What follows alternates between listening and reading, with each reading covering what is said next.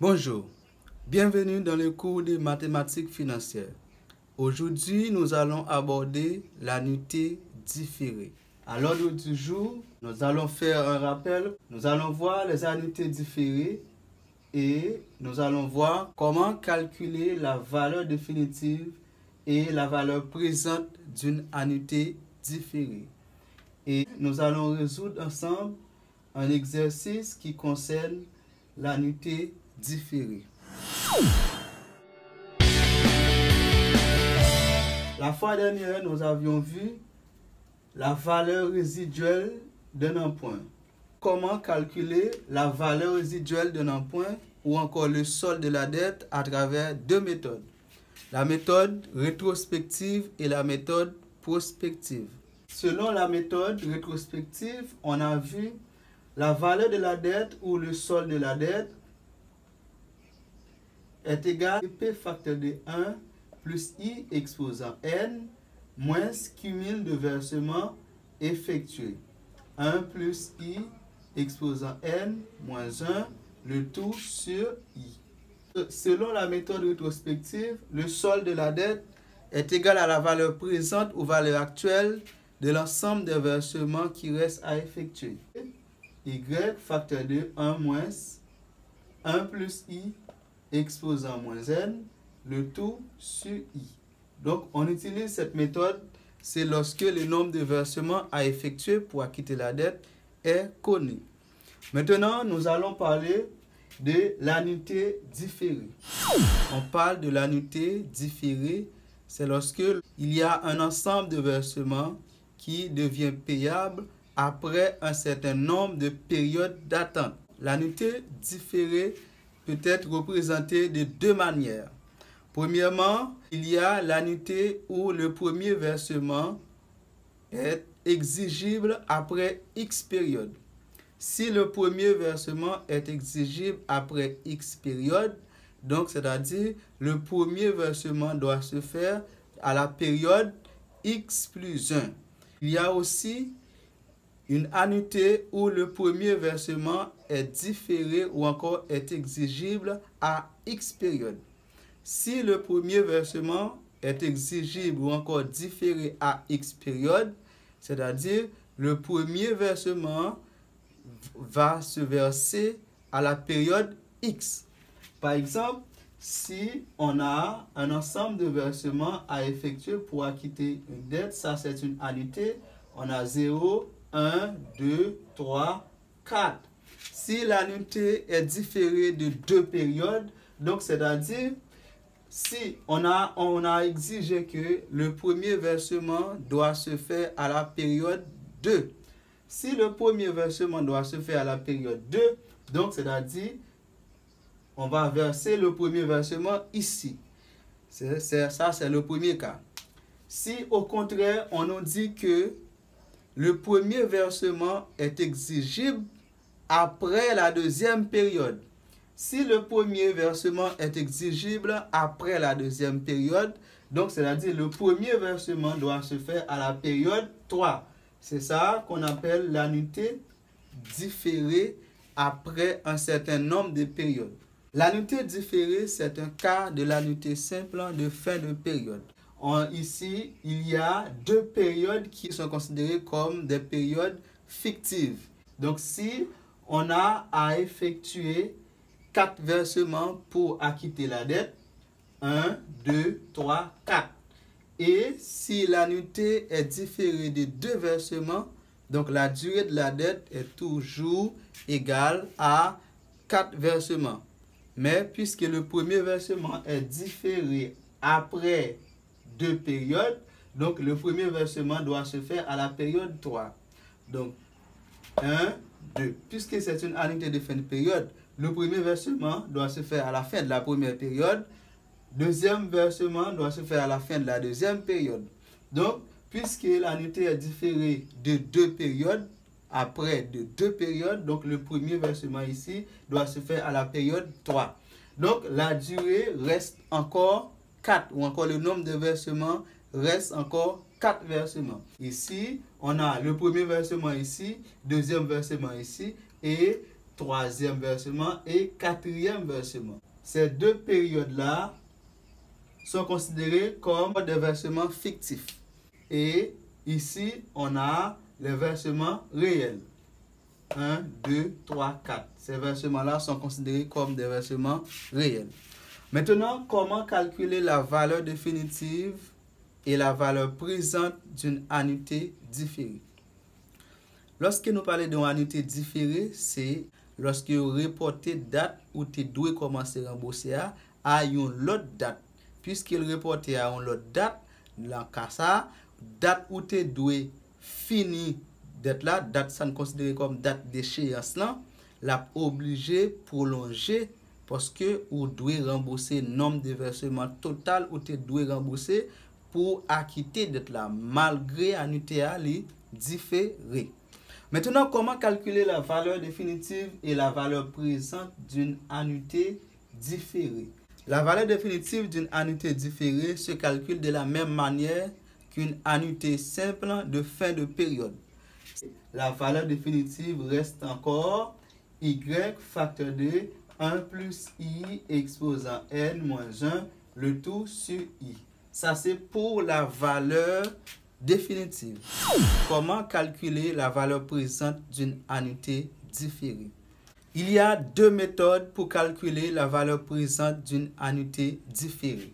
La première méthode, il s'agit de calculer la valeur présente de l'annuité pour une période avant le premier versement, puis escompter cette valeur pour les périodes où il n'y avait pas de versement. La valeur présente de l'annuité est égale à y facteur de 1 moins, c'est la même formule, 1 plus i exposant moins n, le tout sur i. Ok, n est le nombre de périodes, i c'est le taux périodique. Alors si l'annuité est différée de n1 période, n1 c'est la période fictive. Donc on a escompté le nombre de périodes pour lesquelles l'annuité est différée. Donc c'est-à-dire, on dit ici 1 plus i exposant moins n1. N1, c'est le nombre de périodes fictives ou encore le nombre de versements fictifs. Alors, si n est égal à 4, et l'annuité est différée de 2 de n1 égale à 2. Si l'annuité est différée de 2 périodes ou encore de 2 versements, n1 est égal à 2. N ici est égal à 4 et n1 ici est égal à 2. Donc, n1 est égal à n moins le nombre de versements différés. Donc, n moins 2. n1 est égal à n moins 2. Donc, puisque n égale à 4, n1 est égal à 4 moins 2 qui égale à 2. Pour la deuxième méthode, on ajoute le nombre de versements fictifs équivalent au nombre de versements différés. La valeur présente de l'annuité différée est égale à la différence des valeurs actuelles de deux annuités. C'est-à-dire, VP est égal à Y facteur de 1 moins 1 plus I exposant moins N, moins NT, N total. N total représente le nombre de versements fictifs plus versements réels. Divisé par I moins, moins Y facteur de 1 moins 1 plus I exposant moins N1, le tout sur I. Ici, N1 représente le nombre de versements fictifs, N total représente le nombre de versements fictifs et réels. Le même exemple, ici, si le nombre de versements total était de 4 versements, l'annuité est différée de 2 périodes. On dit le nombre de versements réels, c'est 4 versements. Et le nombre de versements fictifs, c'est 2 versements. Donc, période côté annuité à différé ou pas versé, nous considérons comme un ensemble de versements fictifs qui n'est pas réel. Donc, on fait la somme entre les versements réels et les versements fictifs. Ici, puisque l'annuité est différée de 2 périodes, on dit là, c'est 4 versements réels plus 2 versements qui différés. Ça nous donne 6. Donc, nous, on calcule la valeur présente de l'ensemble des versements là et on fait la différence entre N1. N1 est égal à le nombre de versements réels qui c'est 4 moins le nombre de versements fictifs qui c'est 2. Donc, maintenant, nous allons résoudre un exercice d'application concernant l'annuité différée. Un étudiant hérite à son 15e anniversaire de naissance d'une somme de 5 000 € qu'il touchera chaque année pendant 8 ans, dont le premier versement sera payable qu'à son 20e anniversaire. Quelle est la valeur actuelle de cet héritage si le taux d'intérêt est de 10%? Donné Y égale à 5 000 €. N est égal à 8. Le taux d'intérêt I est égal à 10%. C'est une annuité qui est différée de 4 versements. D'abord, là, c'est une annuité simple de fin de période. Parce que C égale à V égale à 1. On dit d'abord, ça c'est une annuité simple de fin de période. Le nombre de versements est égal au nombre de périodes de capitalisation. C'est une annuité simple de fin de période en plus qui est différée. Étudiant ça gagne 15 ans, il a un héritage qu'il doit recevoir un versement chaque fin année. Mais il a bien droit avec héritage. Ça, il a recevoir premier versement à l'âge de 20 ans. Donc, s'il a 15 ans, je dis, comme c'est une annuité de fin de période, il doit recevoir premier versement à l'âge de 16 ans. OK? 16 ans, ici, on considère là comme le premier versement 16, 17, 18, 19, 20, 21, 22, 23, 24, 25, 26, 27. Donc, en gros, c'est 8 versements qui doivent faire. 8 versements de 5 000 €. Donc, si l'annuité n'était pas différée, donc le premier versement devrait s'effectuer à la période 16 ici. Donc, nous avons fait 1, 2, 3, 4, 5, 6, 7, 8. Donc, 8e versement est fini à l'âge de 23 ans. Donc, puisque l'annuité est différée, donc de 4 périodes, 1, 2, 3, 4 ici, l'annuité est différée de 4 périodes ici. Le premier versement doit effectuer à l'âge de 20 ans. On considère ces périodes-là, on considère ces versements-là comme des versements fictifs ici. Ces versements-là sont considérés comme des versements fictifs. Et les versements réels doivent commencer à partir de la 20e période, à la 20 ans. Donc ici, le versement réel, c'est 1, 2, 3, 4, 5, 6, 7, 8. 8 ans. Donc, on considère ces intervalles-là comme des versements réels. Maintenant, nous allons calculer la valeur présente de l'annuité selon les méthodes que nous avions déjà vues. D'abord, nous allons utiliser la première méthode. La valeur présente ou actuelle de l'annuité.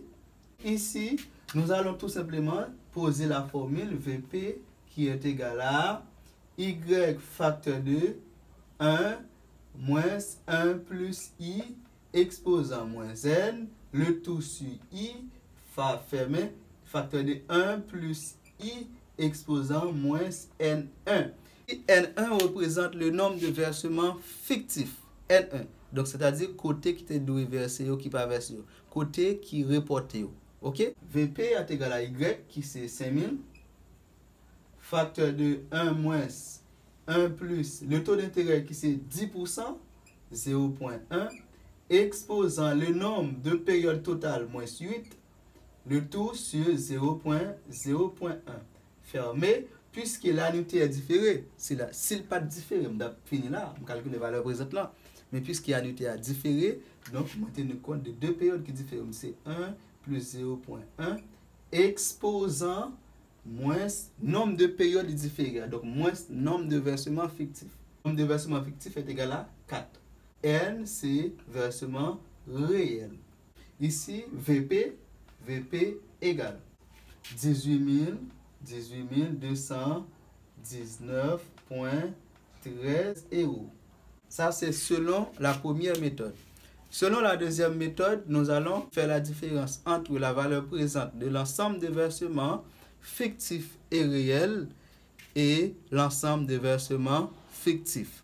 Nous posons la formule VP égale à Y facteur de 1 moins 1 plus I exposant moins N total sur I fermé moins Y facteur de 1 moins 1 plus I exposant moins N1, le tout sur I. Maintenant, ici, on a VP égale à Y 5000 facteur de 1 moins 1 plus 0.1 exposant moins N total. N total, c'est l'ensemble des versements fictifs plus l'ensemble des versements réels.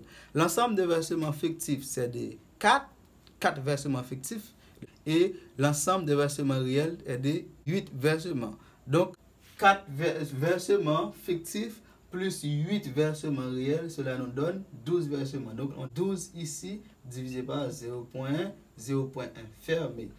Moins la différence, c'est 5000 facteur de 1 moins 1 plus 0.1 exposant moins 4, le tout divisé par 0.1. La valeur présente devrait égale à le même résultat qui c'est 18 219,13 €. Voilà, nous sommes arrivés à la fin de cette vidéo. J'espère que ça a été bien pour tout le monde. Et si vous avez des questions, n'hésitez pas à les poser dans les commentaires. Merci.